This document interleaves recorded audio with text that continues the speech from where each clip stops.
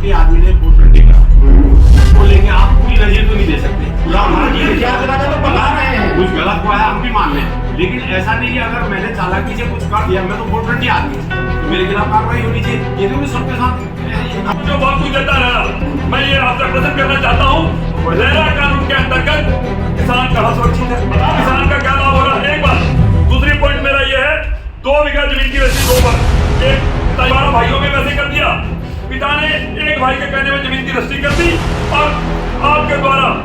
RERA को लेकर किसानों का गुस्सा लगातार बढ़ता जा रहा है। बीते दिवस जहां प्रशासन ने किसानों की रेरा एक्ट के विरोध में आयोजित ट्रैक्टर रैली को शहर में प्रवेश करने की अनुमति नहीं दी, वहीं आज नगर निगम सभागार में एक बार फिर प्राधिकरण सचिव पंकज उपाध्याय और किसानों के बीच हुई वार्ता विफल रही। रेरा एक्ट के खिलाफ किसानों में आक्रोश साफ नजर आ रहा है। किसानों का कहना है कि जल्द ही अब किसी भी हाल में प्रशासन को इस मामले पर नतीजे पर पहुंचना होगा, वरना किसान महापंचायत कर एक बृहद आंदोलन छेड़ देंगे। आक्रोशित किसानों का कहना है कि प्रशासन ने रेरा एक्ट एक कमरे में बंद कर बना दिए, जबकि भौगोलिक परिस्थितियों को ध्यान में नहीं रखा गया। यह कानून छोटी जोत के किसानों के लिए गले की फांस बन गया है। किसानों ने प्रशासन पर साफ तौर पर आरोप लगाते हुए कहा कि रेरा एक्ट पर आज हुई बैठक में प्रशासन उनके सवालों के जवाब देने में विफल रहा। यह बात ही एक सबूत है कि प्रशासन ने इस एक्ट को प्रभावी करने से पहले कितनी पड़ताल की थी।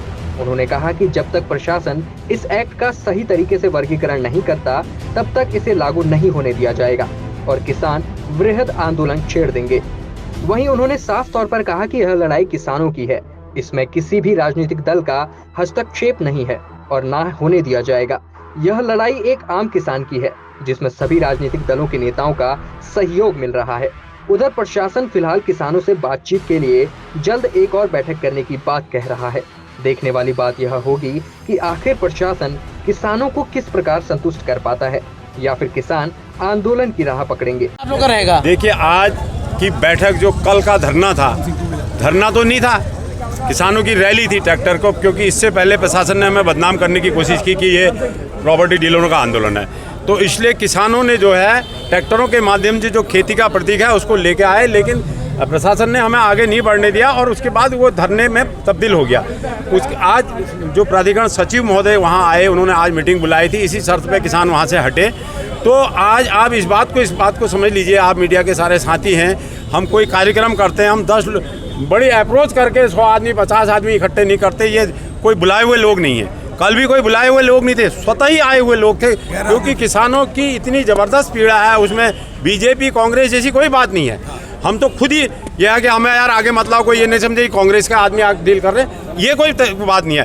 ये हर अब आप इस बात को समझ लीजिए कि किसानों का आक्रोश हमने कई तरीके से, मैंने सचिव साहब को कई उदाहरण दिए। हमारी 30 फीट, मैंने कहा आप आइए, मैं पूरा गांव का गांव दिखाता हूँ, हमारी 30 फीट 40 फीट चौड़ी से जमीनें हैं ही नहीं। उसको आप किस तरीके से व्यवहारिक मानते हैं? अगला मैं वही बताने जा रहा हूँ। तो आप ये मान लीजिए कि किसानों की पीड़ा ये तराई से दूसरे से नहीं तोड़ सकते।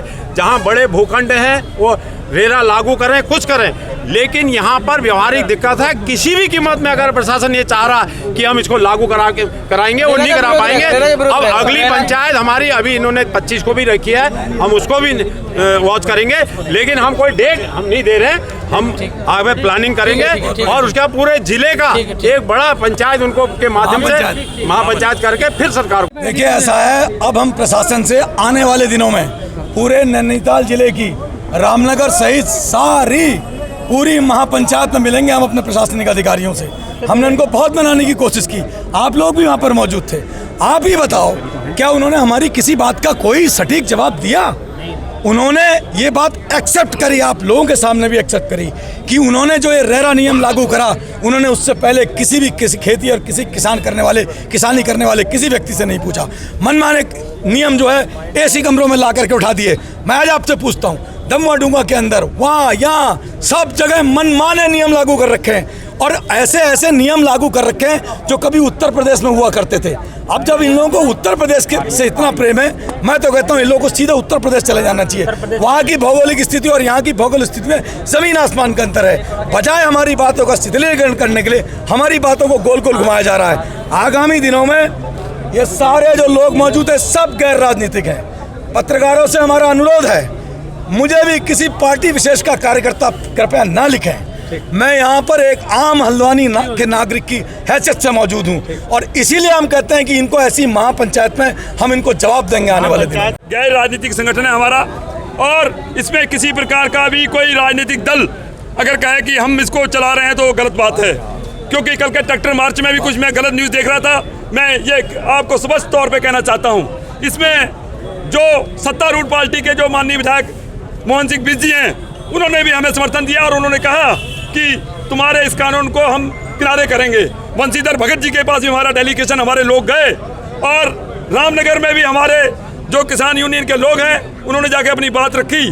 कल हमें सुमित हरदेव जी भी समर्थन देने आए थे। तमाम राजनीतिक दलों के लोग हमें समर्थन दे रहे हैं। आगे की नहीं, अब आज बैठक बेनतीजा रही, आगे क्या करने जाएंगे? जो 25 को वर्कशॉप में शामिल रहेंगे या उसका बहिष्कार करेंगे? हम उस जो 25 को वर्कशॉप होने जा रही है, हम उसका पुरजोर विरोध करते हैं, क्योंकि वर्कशॉप में हमारे लिए कुछ बचा, मुझे लगता नहीं कुछ बचा है।